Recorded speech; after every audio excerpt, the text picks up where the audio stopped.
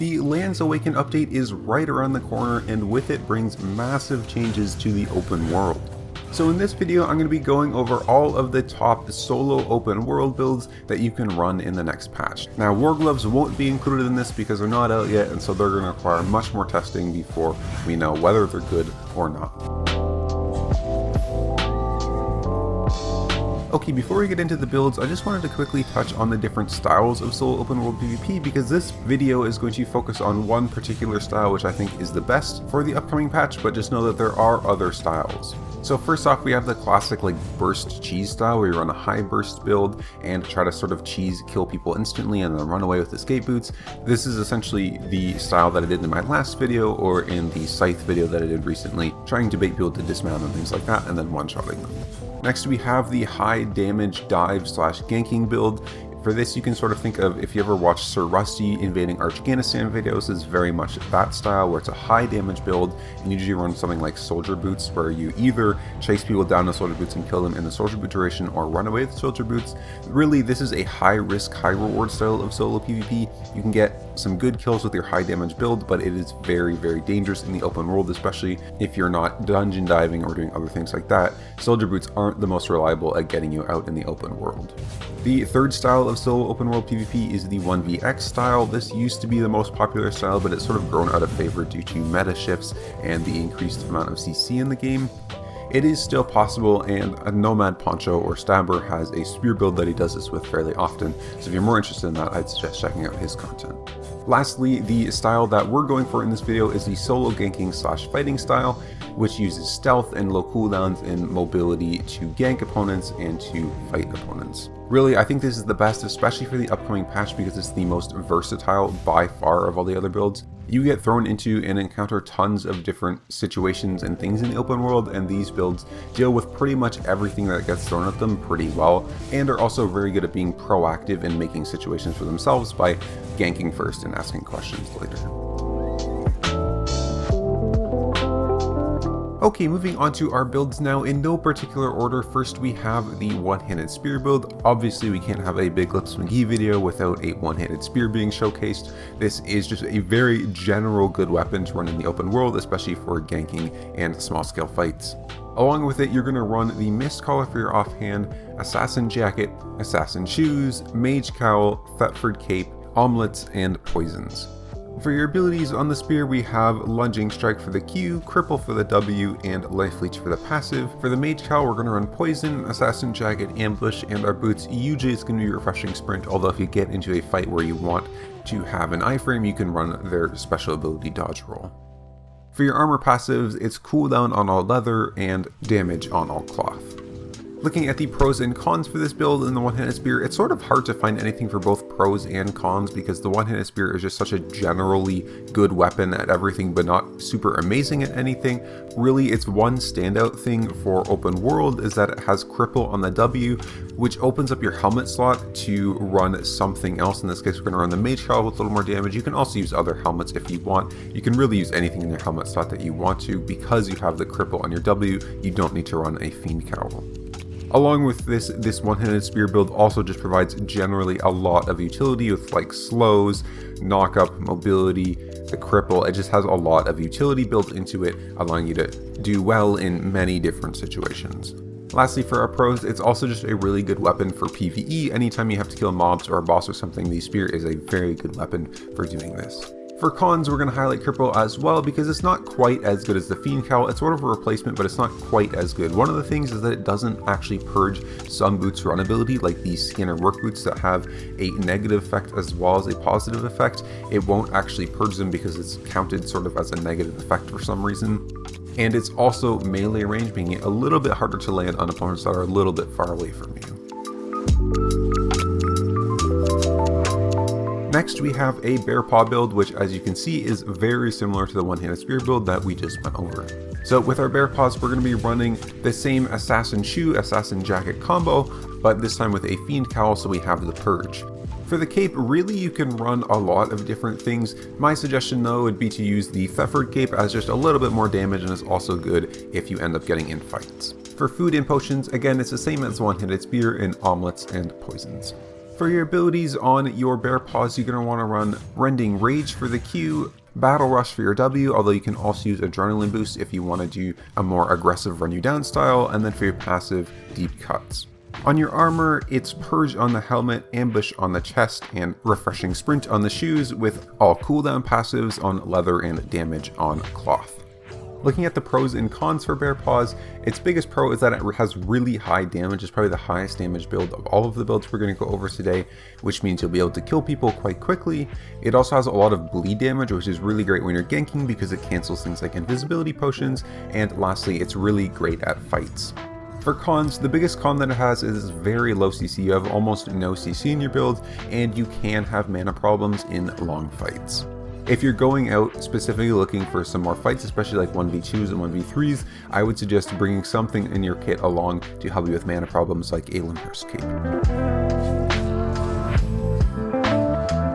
Next on the list we have the Doublebladed Staff build. This is a very classic solo ganking build in the open world. For your helmet, we're going to have the Fiend Cowl, Chest Piece, Assassin Jacket, and Boots. We're actually going to switch to Hunter Shoes this time, accompanied by the classic Thetford Cape, Omelets, and Poisons. For your Double-Bladed Staff, Q is Concussive Blow, W is Stun Run, and Passive is Energetic. And for your armor, Purge on the helmet, Ambush on the chest, and for your shoes, you have two options, either Refreshing Sprint or Rush. Refreshing Sprint gives you a little bit better chase and fight, whereas Rush provides you with a little bit better catch potential. Again, for your passives on armor, cooldown on leather, and damage on cloth.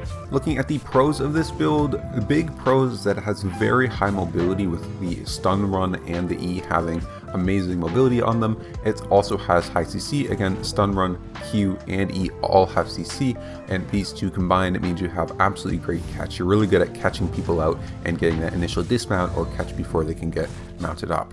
However, the Double-Bladed Staff has the very classic problem of having huge mana problems. In our case, we've tried to solve this by going the energetic passive. However, sometimes that won't be enough. Sometimes you will run out of energy. If you find yourself running out of energy too much, you can always switch lots of different things in your build. You can go for Crab Omelets, which give a little bit lower cooldown but reduced mana costs as well, Lympur's Cape, Energy Potions, and switching your Cloth Armor passives to Efficiency.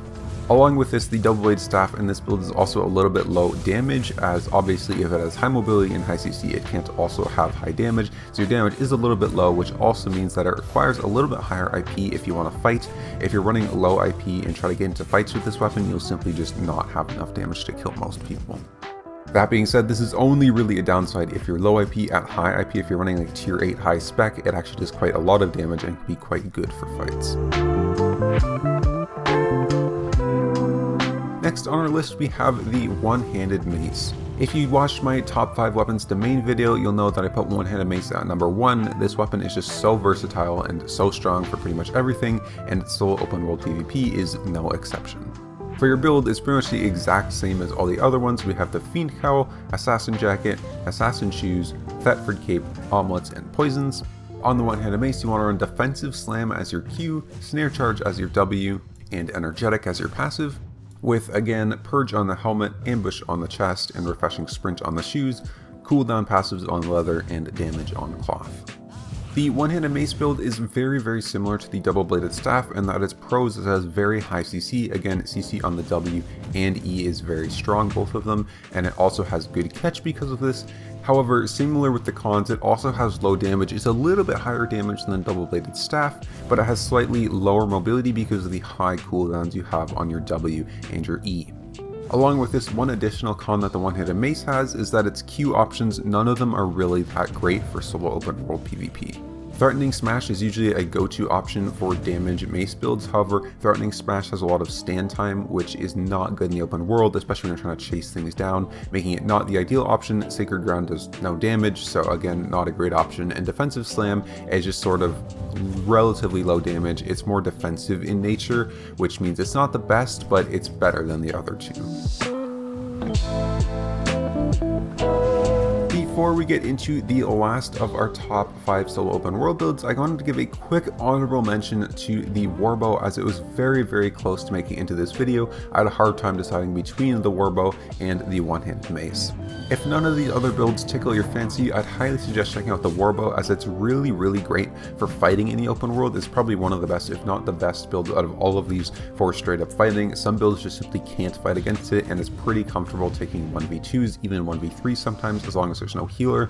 Really, the reason that it didn't make it into this list is because it's a little bit weak for ganking due to the low overall damage that it outputs and its lack of CC. That being said, it's still a very good weapon in the open world, even for ganking. I don't mean it's bad at ganking, it's just bad at ganking compared to the other 5 on this list. I've had a lot of success. It's maybe an A tier instead of an S tier. Moving on now finally to the last of our best solo open world builds, we have the Bloodletter, another completely classic weapon that's just amazing at everything, very similar to the one-handed mace. For the build, you've probably seen this coming, but Fiend Cowl, Assassin Jacket, Assassin Shoes, Mist Collar, Thetford Cape, Omelets, and Poisons, the exact same as the one-handed mace build, except this time with a Bloodletter slapped on. For abilities on your Bloodletter, you have Deadly Swipe for your Q, Shadow Edge for your W, and Deep Cuts for your passive. For your armor, same as always, Purge on the helmet, Ambush on the chest, Refreshing Sprint for the shoes, Cooldown passives on the leather, and Damage on the cloth. Looking at our pros and cons, similar to how the Doublebladed Staff and the one-handed mace builds were pretty much the same, the Bearpaw and the Bloodletter again have pretty much the same pros and cons. It's really just your personal preference on which one you want to use. The Bloodletter has very high damage and very high mobility, making it very good for killing targets quickly and not letting them get away from you. However, accompanying with this, it does have a little bit low CC and can have some mana issues if you get into longer fights or chases. Okay, so that's all 5 of our top solo open world PvP builds. I'm just going to give a quick recap or a quick summary for those that didn't want to watch the entire video. At one end of the spectrum, we have the Doublebladed Staff and the one-handed mace builds, which are very high CC and high catch builds, where on the other side of the spectrum, we have the Bloodletter and the Bearpaw builds, which are very high damage and mobility. In the middle of the spectrum, we have the one-handed spear build, which has a little bit of CC, a little bit of damage, a little bit of mobility, a little bit of everything. They're all really amazing builds and have potential for a lot of success. I've personally been very successful testing all of these, so I hope you can find one that is good for you. That's all for this video. If you want to see more like it, make sure you subscribe or follow or do whatever.